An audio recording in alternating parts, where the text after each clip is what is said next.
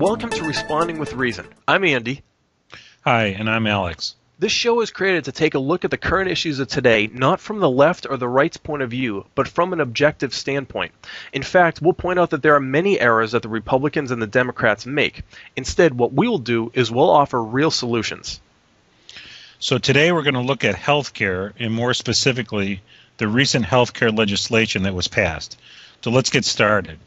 Okay, Alex, so there were several arguments that have been made for and against health reform legislation. One of the arguments is that health care is a right. So let's just take a quick listen to Erin Burnett on CNBC ask Dr. Mai Pham of the National Physicians Alliance answer the question of whether health care is a right. Mai, what is your view on that? Is that where we would end up if we treated it as a right that everyone's entitled to? Well, I think it's really not constructive to talk about in absolute terms. I think from an empiric perspective, the country has decided that it is a right with the election of Obama. And in many ways, that was the easy part, the public's endorsement of that very high priority of his. I think the much more difficult part is what Michael's alluding to, is deciding it's a right to what, and how does one pay for it, and how does one make sure that what we get for the money we invest is good enough value for society. Okay, Alex, so is she correct in her argument? Absolutely not.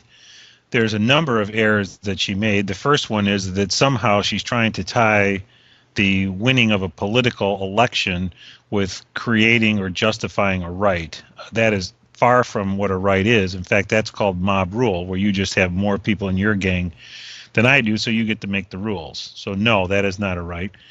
And the second part she's making is that she's trying to determine what value she's bringing to society. Well, I think the error in both of these here is that there's no definitions to some of her terms. Well, what is society and what is a healthcare right? Okay, so society, basically, if you're going to say, well, what is society? Because society isn't really an entity that can think on its own. It's really just a collection of individuals. Isn't that right? That's right. There is no such thing as society. It's exactly right. It's a group of individuals, and each of those individuals acting in their own best interest will determine what's valuable to them for any particular ailment that they may have as it relates to health care. Okay, so I mean, going back to how the U.S. was actually founded, there were certain inalienable rights. You know, we've heard that term before. So how, when you're saying what is a right or what isn't a right, I mean, isn't a right basically a right to be left alone to do something? Like if I want to talk, you know, I should be able to. The government shouldn't try to stamp out my right to speak, or you know, if I want to have a protection from an unlawful search and seizure, it's or to be secure in my belongings, I think is the actual language that's in the Bill of Rights. I mean, how can you extrapolate a healthcare as being a right when you compare them to other rights that we would hold, you know, as rights like freedom of speech or the press or things like that?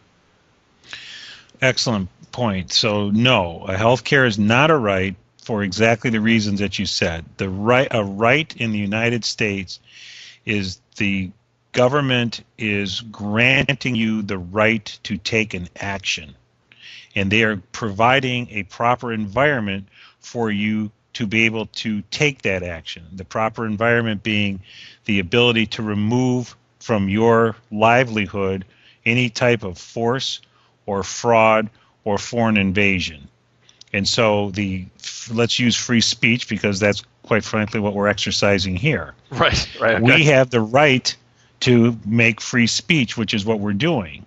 But the only way that this show comes out is because we have to, the two of us, put a lot of time and effort and thought into how do we make this show, and therefore we are now we're granted the ability to take that action, and we're acting upon it.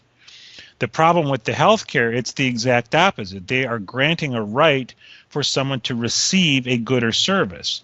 And that's a contradiction on its face, because in order for me to say that I want to receive a good or service, then somehow in that the ability to deliver that good or service, someone that's responsible for that good or service gets brutalized. In other words, they are being compelled by the government and forced to deliver that service, and therefore they have no rights. So you cannot grant a right by the ability to deliver a good or service, or you violate the rights of the person that creates it. In this example, the doctors.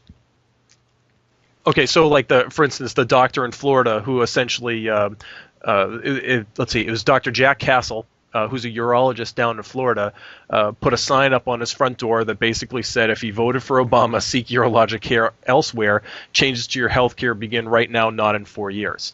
So, I mean, so I guess the question is, what's in healthcare? What's the doctor's rights, or is it their right to say no?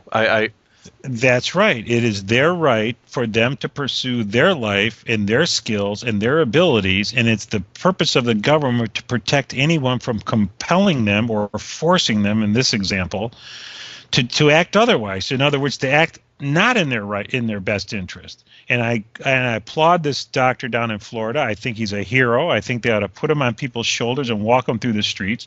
And if the rest of the doctors across the United States had the kind of gall that this guy did and stood on principle, they probably could have made a much stronger united front and probably pushed this off from actually taking place. And it's unfortunate it didn't. But certainly the gentleman down in Florida, the doctor down in Florida, deserves tons and tons of credit for standing up, because he gets it. He understands that by this passing, he will ultimately, and everyone in his profession will ultimately become a slave, a ward of the state.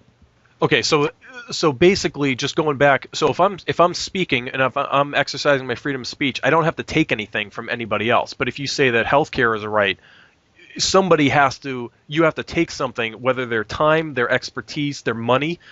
You have to basically violate their. So in those cases, it would be their right to property. The right to the. It would be pretty much their property. So whether it's their time or their right. So you essentially have to trample another right in order to fulfill another quote right. And I have to use quotes in this sense because I haven't been able to find a logical reason as to why healthcare could be defined a right at this point. Exactly. That's exactly the issue in a nutshell. Or if you relate it back to our show, what would it be if you had the misinterpretation of the free speech? Then what we would do is we would demand that the government compel some group, whether it be an author or someone that gives speeches or a newscast broadcaster, to come over here and stand on a soapbox and talk for us, because we want to get the word out. Right. So we're forcing them to do it without any effort on our part. And we would be violating them. That would be absurd. People would reject that on its face. And yet that's exactly what's being asked of doctors today. Okay, so now one of the things that I think people who are going to be pushing the argument of whether healthcare is a right or not is that, part of their argument is going to be, 30 million people are without health insurance right now. And this is a solution to that particular problem. So my question would be, why is that a problem? Okay, so why is it a problem that 30 million people don't have health insurance? That's right. Okay, you're going to have to elaborate on that one then. I don't see why that's a problem, number one. And no one is really I haven't heard of a good reason, quite frankly, why that's a problem. It certainly isn't a justification for making doctors slaves. However, I'll grant you the question just for and I know it's not your question. You're playing the advocate of the devil. A little bit of devil's advocate, right? Right. But let's grant the question just enough time to solve it. Okay? If that were really something that mattered and you really wanted to solve it, you could solve that problem in 48 hours. Okay. All you would have to do is go out and say to the doctors and the medical profession, there's 30 million people out here that don't have medical insurance. If they come into your office, you can treat them and you can bill them for your standard rates, whatever they be. And then you take the sum total of those charges and you subtract it off your tax bill at the end of the year. You get a full tax credit for it. Case closed. No money goes to Washington. No bureaucrats siphon it off. No incapable thug tells you how much they're going to pay you for a particular service. You perform the service, you keep the money just like you would anyhow, and it's the most efficient way that you can, and it would be solved literally in 48 hours.